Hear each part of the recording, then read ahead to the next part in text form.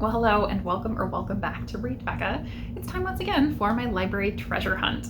This is a project I have to go to the library every month and browse my library shelves for those hidden gems, the books that I have not heard of and are underhyped and underrated that I think might have potential to be a gem. And so for this month, I scoured my shelves and found Mercy, the Incredible Story of Henry Bergh, founder of the ASPCA and Friend to Animals by Nancy Furstinger, and illustrated by Vincent Desjardins. As I am filming this book has 135 ratings, 42 reviews, and a 3.9 average star rating. This is a short, middle grade biography of Henry Bergh. And I sort of discovered last year, really, a love for middle grade biography. I ran across a few that were just really excellent and have been trying to cast my net wider. And so I decided to give this one a shot because this is a topic that I'm likely to be drawn to. I'm definitely someone who is very much in the animal advocate and activism space and really enjoy learning about that topic. And so I thought this would be a great entry point. And it was.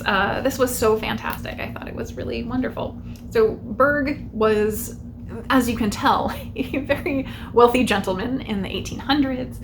And he was someone who sort of always had empathy that made him an outlier. But eventually he started noticing all of the abuses around him of working animals specifically, and decided to start taking action, using his wealth at many points to enable that. And I think that is one of the things that uniquely was qualifying for him, that he almost becomes a Batman-like figure. One of the opening scenes is him literally in full dress on a roof looking down a skylight to swoop down and stop a dogfighting ring. So he is almost this very crusader character that feels like a hero. But he also is really denigrating of himself and his actions. However, he had a huge impact. The illustrations throughout are great, but this one on the back is very emblematic of what the illustrations look like inside. And I will include some more as well so you can get some flavor. But you can see him here stopping a trolley car with workhorses because it's completely overloaded. And this was such a common occurrence. It was causing traffic jams, and workhorses were just being forced to pull these loads that they couldn't and were extremely overtaxed. And he saw this wrongdoing and stepped up to stop it in the moment. He made people get off the trolley, and so the horses were able to easily pull it and had them just wait for the next one.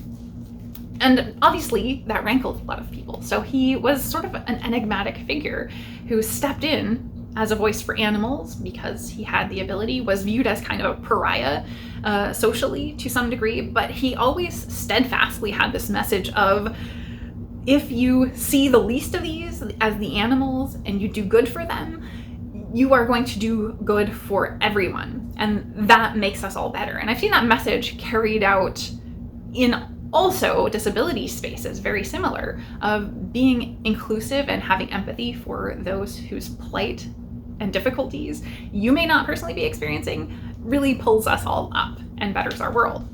And so that was really his mission.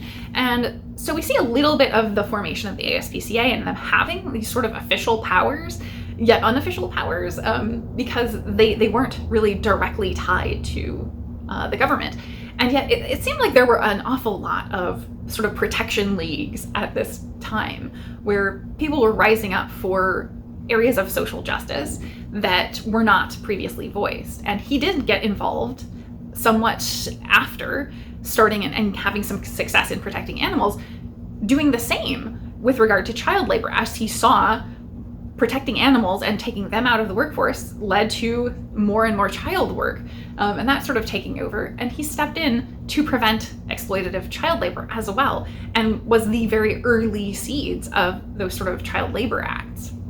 So it was very, very cool to read this and hear that founding history. I think we didn't quite get the story of Henry Bergh as a whole person.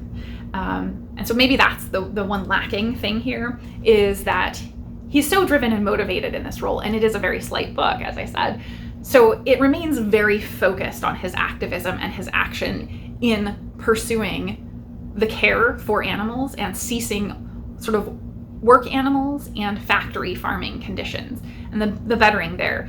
and his activism in connection with politics and working with other people. But it doesn't engage with who he was as an individual, as an adult especially.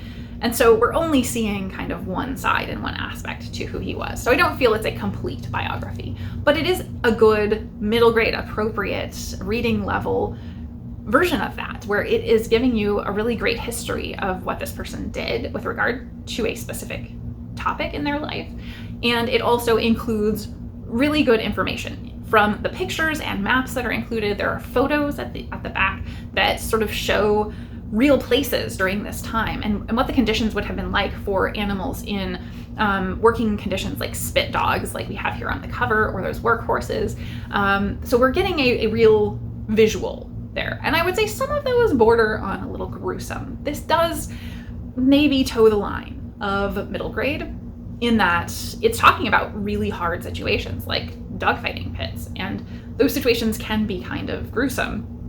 I don't think this was gratuitous in any way, but it doesn't shy away from describing the horrific conditions that these animals, whether they were working, fighting animals, or factory farming situations, all of the conditions are pretty horrible and gruesome to talk about. But I don't feel that the author went into any sort of gory detail or played that aspect up. I think it's going to be very hard for someone who is a child that's sensitive to that sort of material, because it is a litany of horrors that he stepped in to make change for.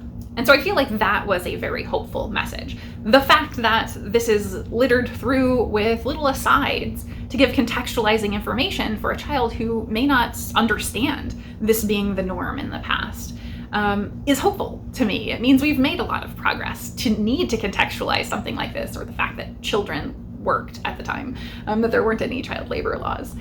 Things like that really did make me feel very hopeful that really there is a legacy lasting from Henry Bergh's influence, that him as a single individual of means was able to make real change, and the ASPCA has continued on to be a really powerful organization in advocacy for the well-being of animals. So I feel like I learned a lot. I feel like this was very easy to read. It's told in a compelling style that I just found really to be delightful through and through. So for me, this was definitely a hidden gem. I heartily recommend it. I thought it was great. That may be my niche interest speaking, but that's what we're here for. So definitely a great one to pick up if you have kids or this is a topic that you are interested in. I highly recommend it. So that is all for me today. I hope you enjoyed this treasure hunt, and thank you so very much for watching.